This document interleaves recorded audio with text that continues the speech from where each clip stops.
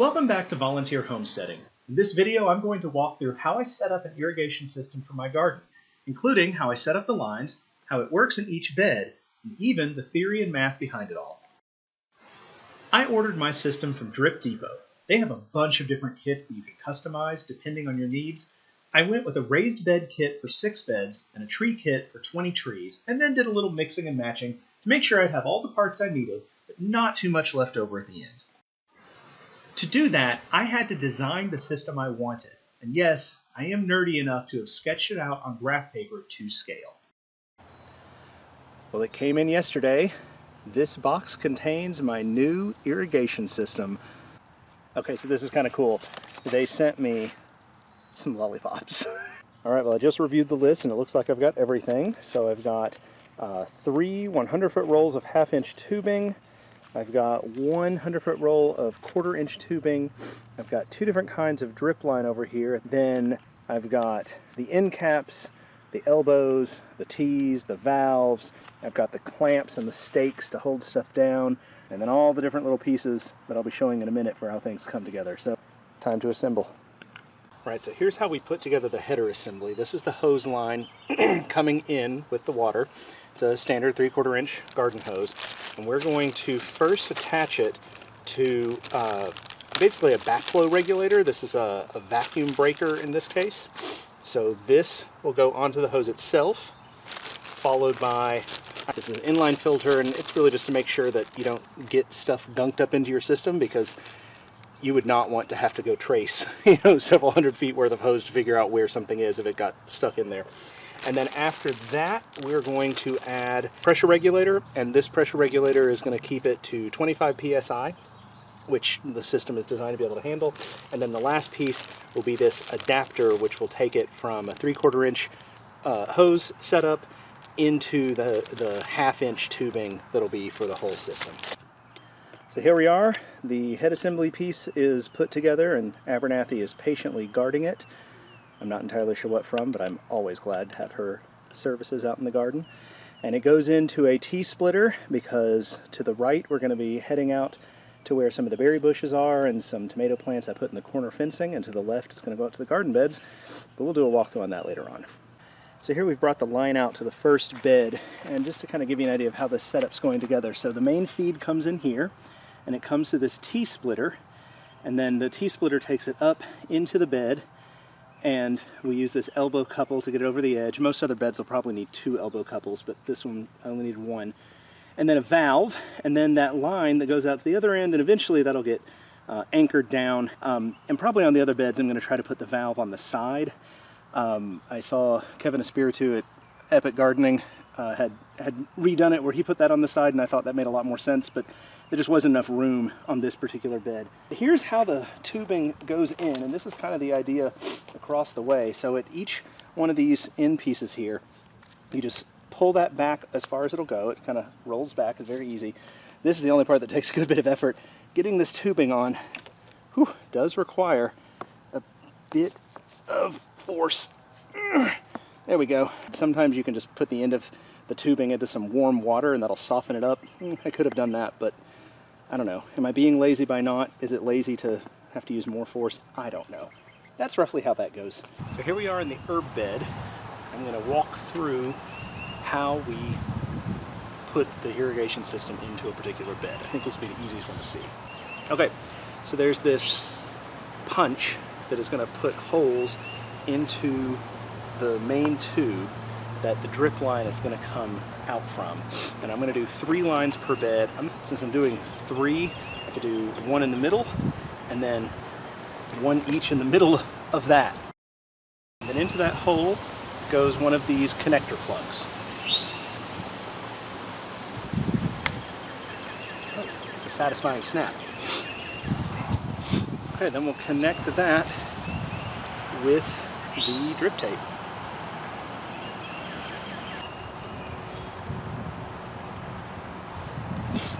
Well, I guess it's on there. Okay.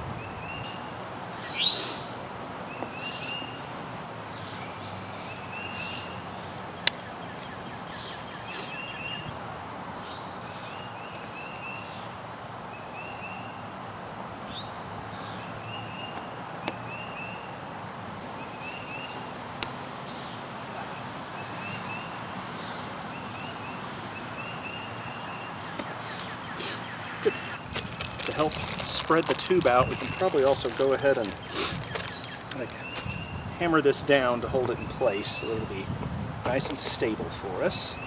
Well, I'm going to try one right here, definitely one on the end, but I'm going to try to give it some more stability. Okay, there we go.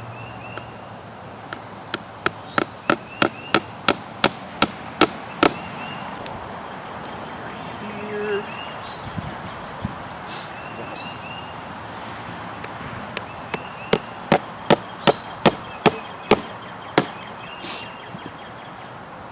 Good. Okay. Now we can run the line.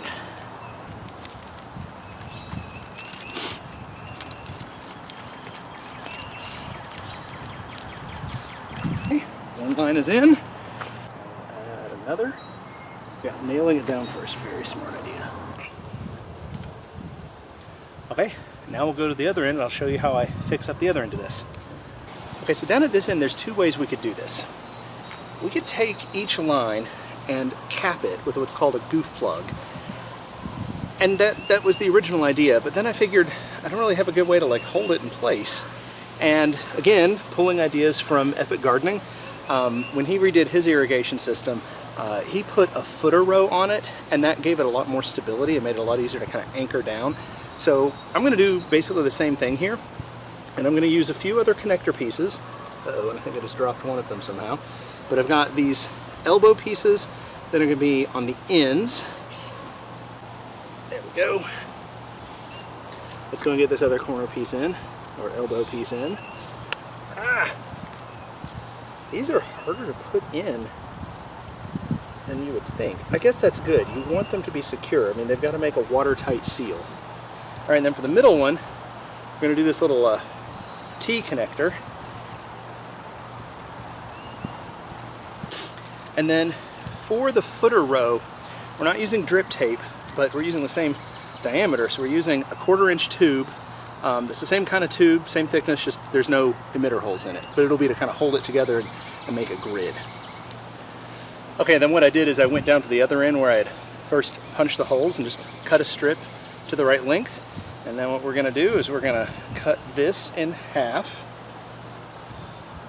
And I'm not worried about extreme precision, so ballpark is totally fine. There we go. And then this will connect in. So here's one side with its elbow. Make sure that's really secure. Okay, that's on there. And then that end is going to go into the T. And then we'll take the other piece and put it into the other side of the T. There we go, that's good. And then we'll come around to the last piece.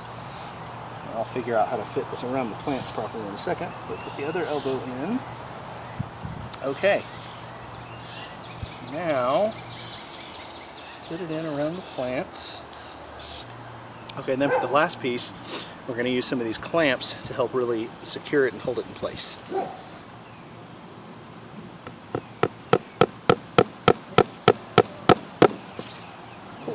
I probably could have made these just a little longer, so they set a little more flush with the board. Notes for next time.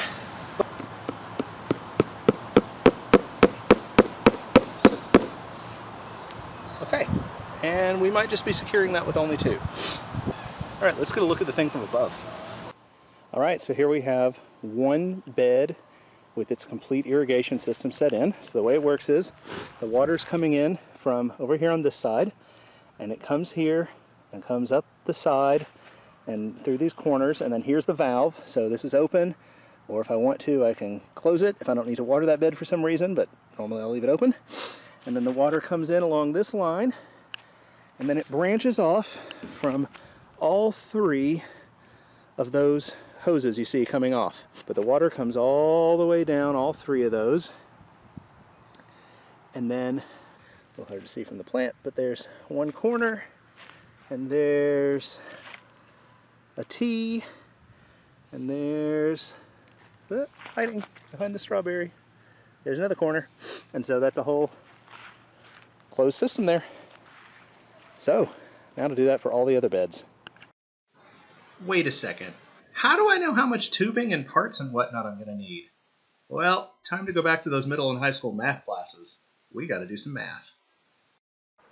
When we talk about rainfall, we usually measure it in inches of rain, which is kind of weird because an inch is a measure of distance, but water really comes in a volume.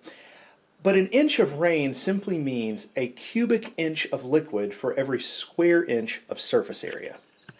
Now imagine that this tray of starts represents a garden bed out in your yard. And let's imagine that you could somehow capture all of the rainfall that came in a container of the exact same size bottom as this bed.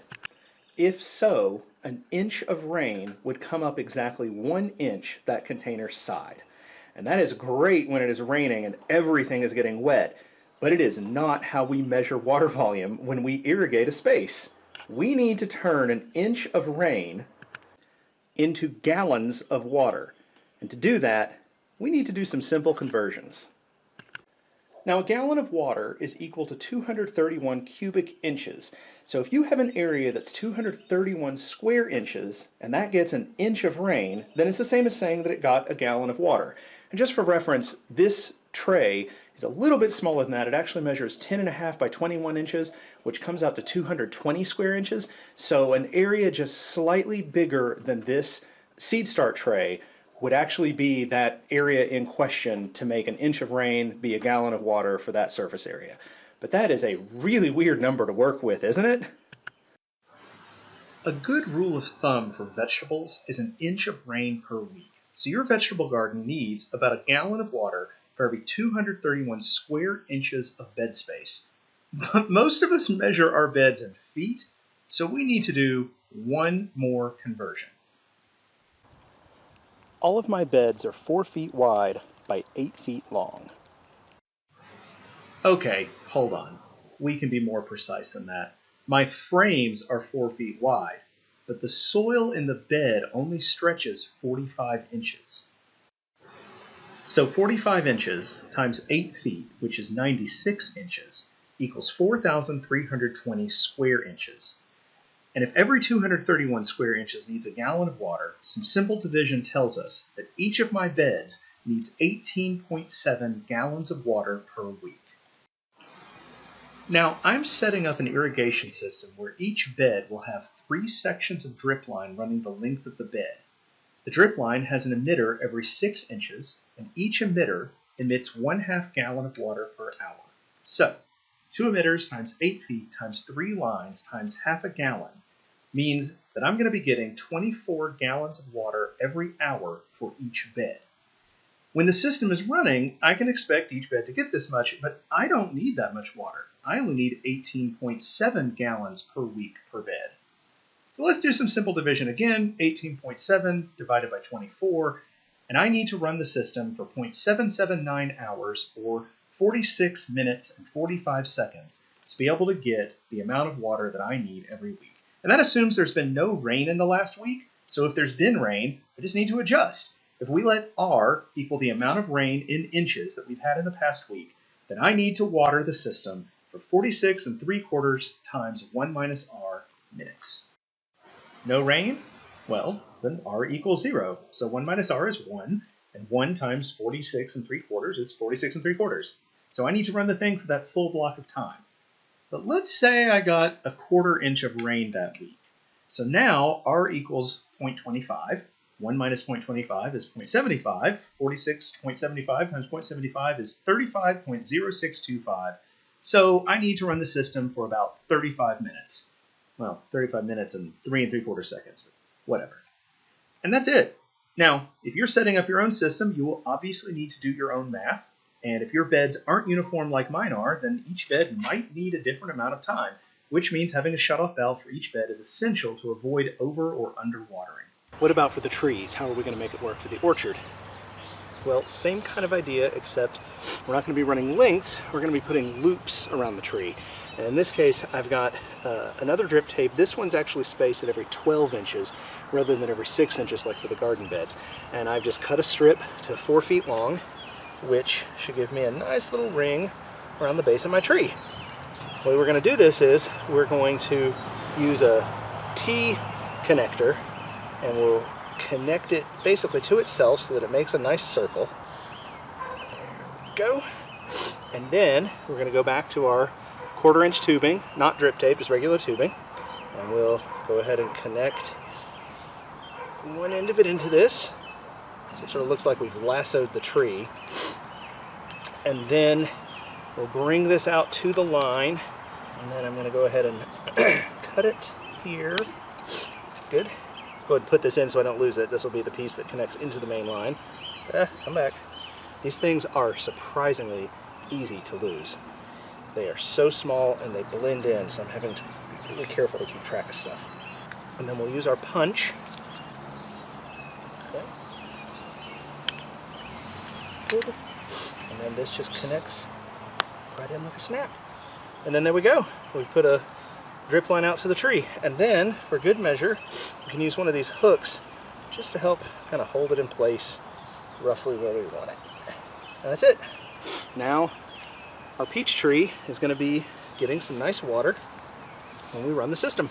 And good little irrigation set around its root base. Now, how does that math play out for the trees?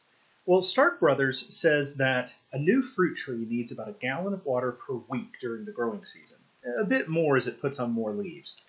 I set up my system to give each tree a drip line with about a 4-foot circumference. So in this case, I'm using a different drip line than for the garden beds. These emitters also release water at a rate of 1/2 gallon per hour, but they are spaced every 12 inches. So each tree has 4 emitters, meaning it will get 2 gallons of water for every hour that the system runs.